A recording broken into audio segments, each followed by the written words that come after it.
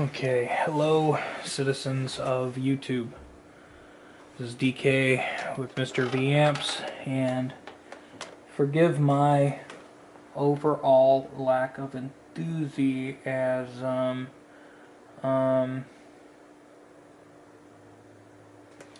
This is an Ampeg Gemini 1 G12. Customer brought it in earlier today. The back was already removed, but he did bring me the back because it has a schematic. It works on a general sense. It doesn't hum. It amplifies, but the tremolo circuit and the reverb do not work. So, with that knowledge in our pocket, we're going to move forward. Date code on the speaker says 220635, so 1966 maybe. Jensen C12, C1, looks like C120, yeah, C120, whatever. No, the C12Q. Looks like an Alnico speaker. Maybe it is, maybe it's not. I don't really care. Sorry for that enthusiasm, but you know, it is what it is. So I had a little bit of time to think about it, and I did look over the schematic. The first thing we're going to check is the tremolo is turned on and off via the foot switch. So I'm going to just check to see if the foot switch is creating continuity, because if it's not, that would explain it right there. Okay, everybody, I hope you can see. A little bit of reconnaissance here. There is an on-off switch for the tremolo circuit. That seems okay. We've got 3 caps down here, 0.047. The schematic says 0.05. Close enough for jazz. And they're all the same. This thing would be an optocoupler. I don't know if you can see that in the light, but right here is, I'm pretty certain that's an optocoupler. Certainly different than the one we're used to in Fender amps, but you can see my voltmeter here. I've got the voltmeter on 2 mega ohms, and generally if a capacitor that doesn't have a resistor paralleled with it measures 2 mega ohms or above, it's not leaking like a sieve. So try this one, seems okay. Try this one, and it seems to like to be about 600K. We try this one, and this one was, yeah, this one's like 700-800K. It can't decide. Let's see, let's get on it here. Yeah, 700K, 780K, and 600K ish. So when we look at the schematic, there are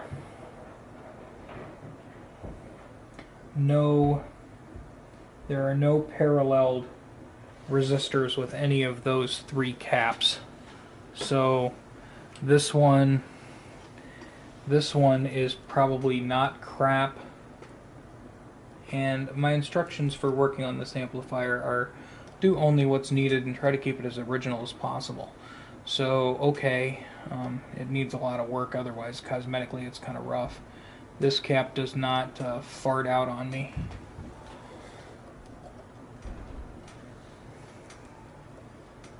This cap certainly does fart out on me, and this cap farts out too. So let's go find some 0.047s, see if that gets us where we need to be. Okay, so I've been farting around with this for a little while. I got a couple more things we're going to check. Our oscillator circuit is actually oscillating, but it's, I mean, we're talking, it's oscillating in terms of like microvolts. If I check the variance of the intensity that we have here, this is our Roach. I did slide it out and pull the masking tape off of it so I could read it. The masking tape appears only on there, I think, just to hold those wires tight, so it's still kind of a sealed thing. Okay, I wanted to get this on film for you because I think I'm just going to start working, and I don't want to come back and go, whoa, it's fixed. These three caps down here are what makes the tremolo tremolate, and see, there we go, we got power. And it should produce a pretty good variance of voltage on both the grid and the anode of the tube there, and then vice versa. It should create some voltage wobblies on the plate, or on the let's just throw the big meter in the way, right? On the roach over here. So this neon bulb, I should see, you know, power, more power, less power, more power, less power, more power, less power. And because it's got to make it flash, right? And it's not making it flash, it's just sitting there looking stupid at me. So let me just show you here. Let's take you up in the air, because I know if I don't film this, I'm just going to get cracking on with working on this some night, and then I'm going to come back and I'm going to be like, it's done, and you know, I will have skipped a whole lot of the long involved process for you.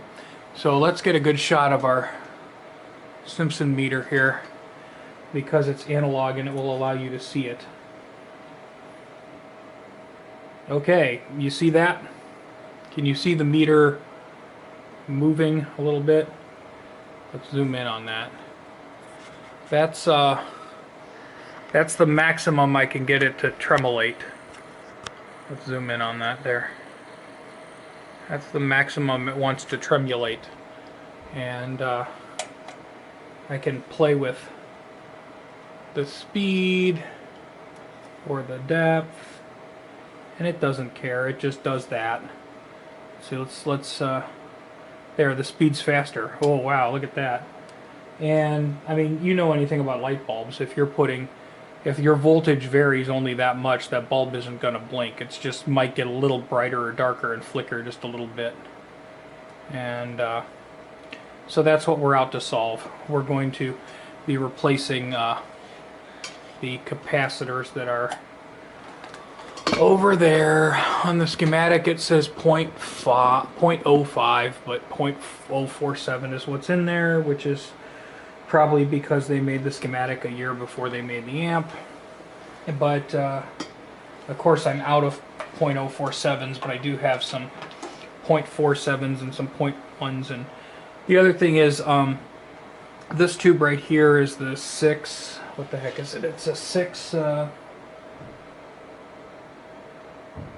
6CG7, sorry. I had to look on the schematic. I got it sitting up here. This is a resistor that's on the anode or plate of where it gets its voltage. And now let's get Mr. Simpson back out here and take a look at something here. Zoom out a bit. Okay, so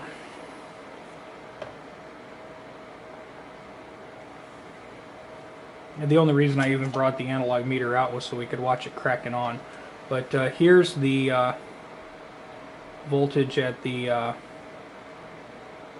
anode, nothing. But on the other side of that resistor, it's there. Come on. There we go.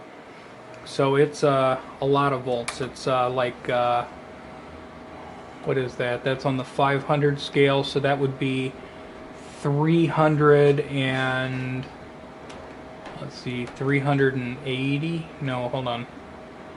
330, about 337 volts, 337. And then on the other side I have 0. So obviously we're not supposed to have 330 something volts on the plate of that tube, so they run it through a 10K resistor to drop it. So anyway, these three capacitors, bad. That's electrolytic. There's an electrolytic back here. There's a whole bunch of these, And if you've got, you know, one piece of moldy bread in the bag, the rest of the bread's probably short behind. So I'm going to grab some of the caps that I do have and just start going down the row, just as an insurance policy. See you in a while. And when these other ones arrive, we'll verify that we fixed what we had. Okay, so end of day one. And I'll be back to do more of this when I get in the mood to do more of this. Yeah, so we started over here, and we've just been going down the row. If I have them, I'm changing them. If I don't have them, they'll be here in a few days. So we got half of the film caps changed now. Did I test them? Yeah, I did. Did some testing. Those blue electrolytics, one of them is like barely even recognizable at the value it's supposed to be. Two of them drifted up, one of them drifted way down.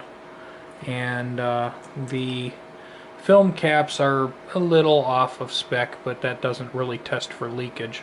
So yeah, so that said, we're fine. And we have, you know, the other thing that's kind of cool is there's a lot of like 0.1s in here at 400 volts and 0.1s at 200 volts, and all of these red Zycon style caps here, these are all rated for 630 volts, so I don't even have to think about it. I just, you know, look at the value, pull it, plug the new one in, and with this amp being built the way it is, it's not too darn hard to recap it. So we still got 2, 4, 6, 8 to do. Yeah, 2, 4, 6, 8 caps to do here, and then I gotta change that big old resistor, and then we'll see if we're working. I would think we would probably be working. The other one that's interesting is down here on the tremolo tube. Let's go down here.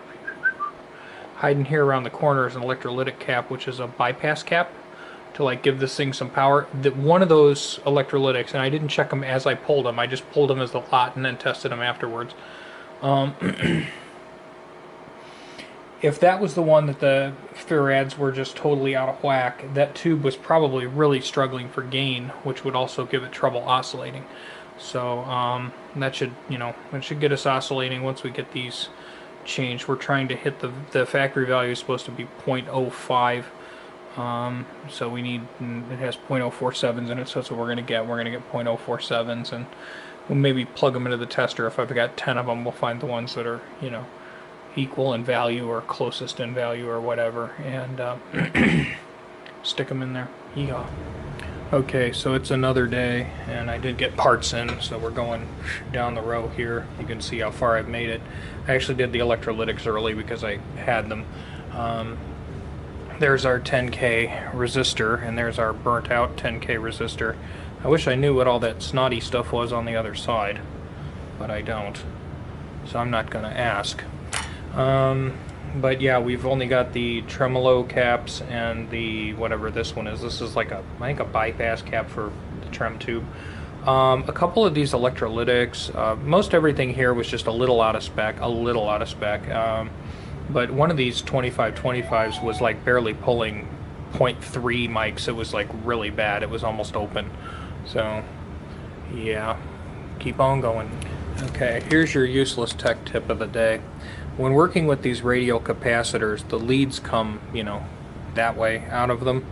Don't just pull them out, bend them with the pliers or something like that so the leads can still come down. If you crack this plastic dip coating that they have on them, then that can allow moisture inside and will result in an earlier failure. So I use my little, you know, pliers here and, you know, just bend them out, turn, you know, convert the radial into an axial, and then we can install them. Okay, so this movie is going to be completely disjointed. After completing the adventure here, I managed to get the tremolo to oscillate and the resistor to power the reverb drive circuit, but the tremolo still wasn't working. I'll show you a little picture of what the bug or roach looks like in an Ampeg. It comes in a little plastic box and it's a lot of money. So there's also a couple of microphonic tubes in this amp, there's a lot going on. So I called and spoke to the customer. He said, microphonic tubes, don't worry about it, I'll take care of it. And the reverb was what I really cared about. The tremolo's no big deal. And so we negotiated, and so he's cool with the reverb tank, which actually works really good.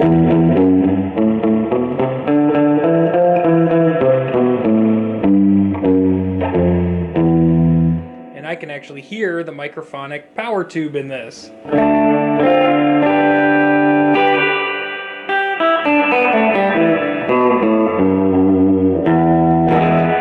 But the primary reason it came here was to get the reverb fixed and to see what we could do about the tremolo, and the tremolo is going to be a $40 roach maybe to get this thing going.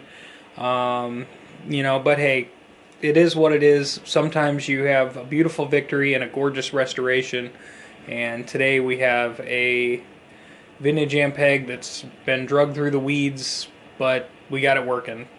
The parts the customer cares about anyway. Alright, take care.